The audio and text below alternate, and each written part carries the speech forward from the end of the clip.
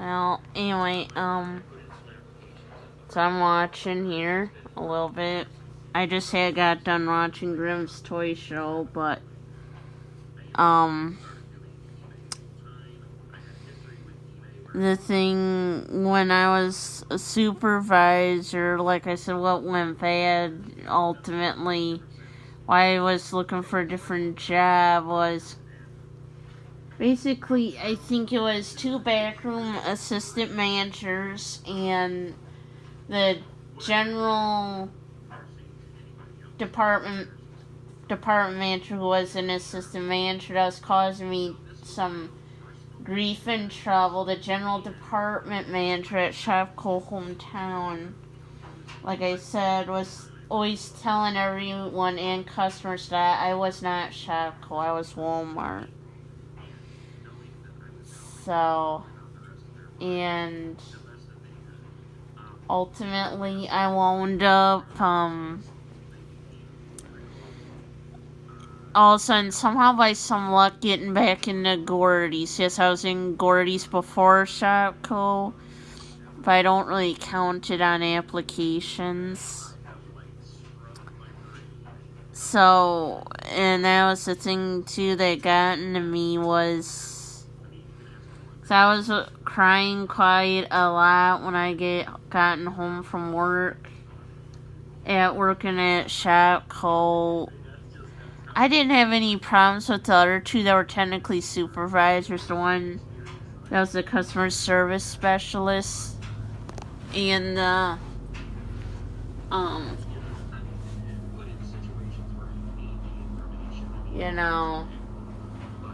other sales floor supervisor. So,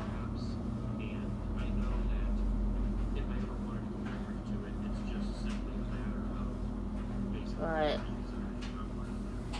like I said, I just don't know, with some of it, but, and that was always the thing, was, make sure your area was well cleaned and well stocked.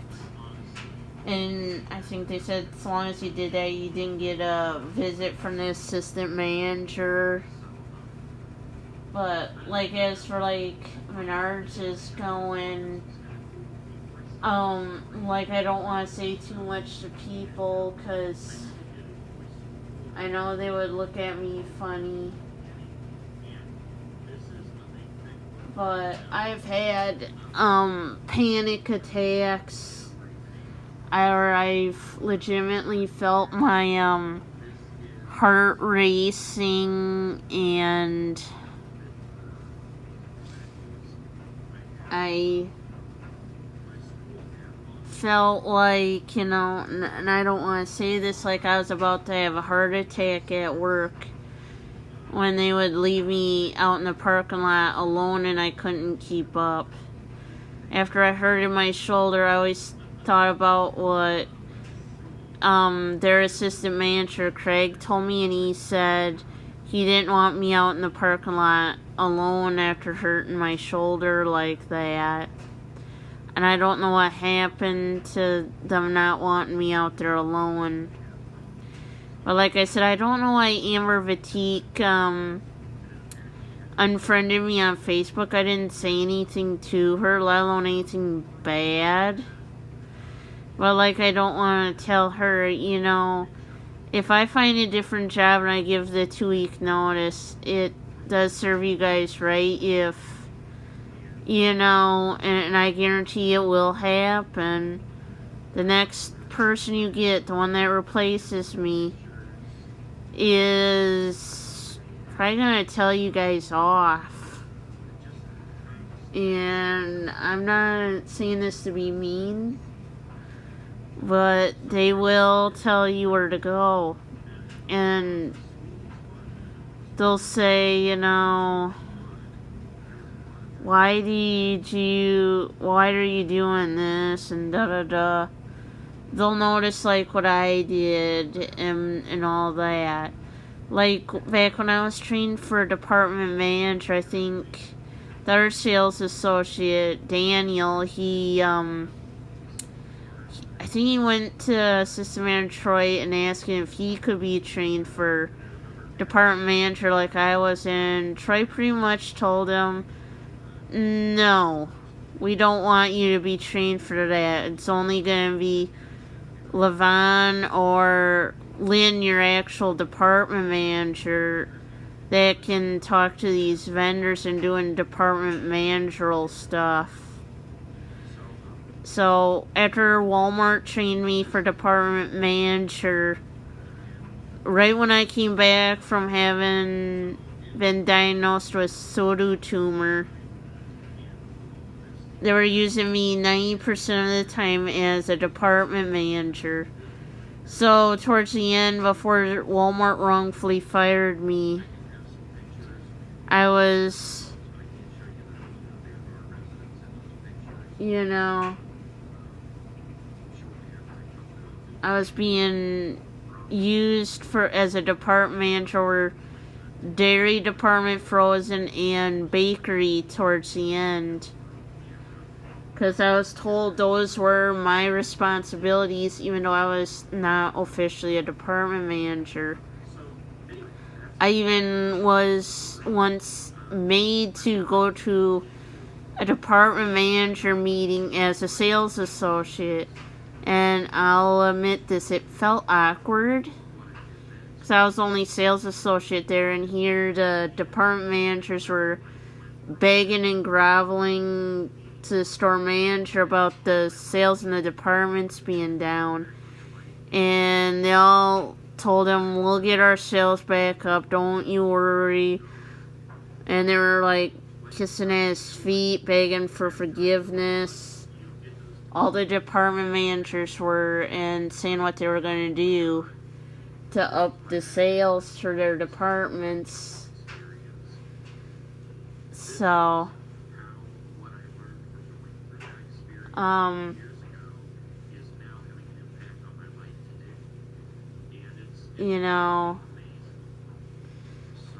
like with Menards, like I don't want to say is, they've been treating me real bad, and what people don't realize is, and that's why I thank God for what Walmart did. And they would say all that matters so long as you didn't slip, trip, or fall, and you didn't run to get to this carry out. You got in what you needed to. You didn't get hit by a car, and there was no damage to anyone's vehicles caused by you rushing to get to this carry out. So, and that's the thing I don't really want to tell people.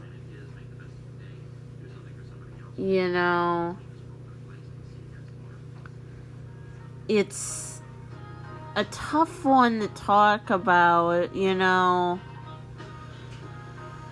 Like with Menards, it's like they don't even bother to tell their customers that they call guests. It is going to take our cart pusher, carry out, courtesy attendant, courtesy associate, stockman, 5-10 minutes to get here. Could you wait in here? Wait right here. We'll point them out for you. They'll get here the best they can. We just don't want them getting hurt. And that's what shocked me with today. Amber literally told me pretty much the way it sounded, to get hit by a car. And like I said, with running around a parking lot, you don't know if there's a car in back of you. You could tell if there's one in front of you, obviously. But it's the in back of you story, and you don't know if anyone's going to try backing out. If you turn around, you could easily get hit by a car and be out cold in that parking lot. And that's another reason why I might have to seriously do like Christina, store manager at Shackle Hometown, told me. And I might have to report Amber Vitique to OSHA. Because, like I said, if the store gets fined, it's not my fault. It's just because, really, why can't you tell the customers to wait instead of telling us to leave shopping carts in back of customers' vehicles that are parked? You don't know if they're going to be backing out trying to get out of there. And I don't want to say this. And the other option, why leave carts in the middle of the road in front of the store just to go do a carry out? Customers who are going to get upset about that. Plus, some of them, they don't pay attention and they're on their phone. They'll go hit them shopping carts and it'll cause damage to their vehicles. Now, for instance, if I turn around and someone's not paying attention and I'm in that middle of the road and they hit me and I'm out cold because I turned around and I get smoke and I have broken bones now. Now I can't do that carry out and you're going to chew me out when you have to haul me in an ambulance. You know, that ain't called being safe or safety conscious on this. And that's the word to say on this. When you're a supervisor, you do gotta think about the safety of your employees too. And being fair and equal and no favoritism. Because I think, like with Shackle, they told me I could not be friends with anyone under me nor above me. If I did, I would risk being demoted. Like they said, you couldn't take any gifts or you'd be demoted too and coached. You couldn't cashier anyone that was related to you or you were friends with, or you would be in trouble too.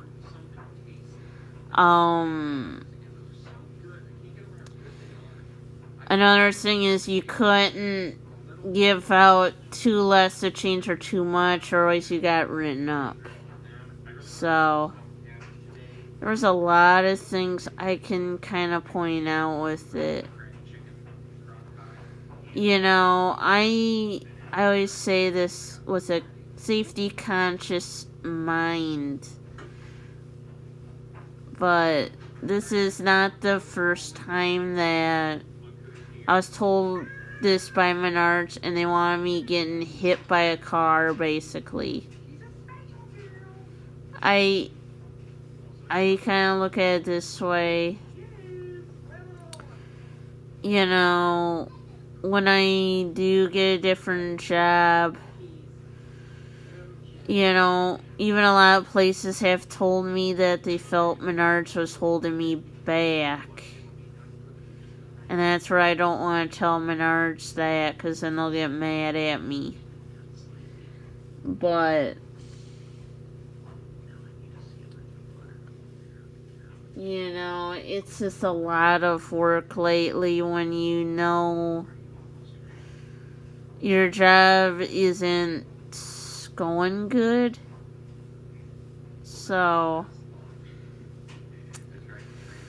I don't know.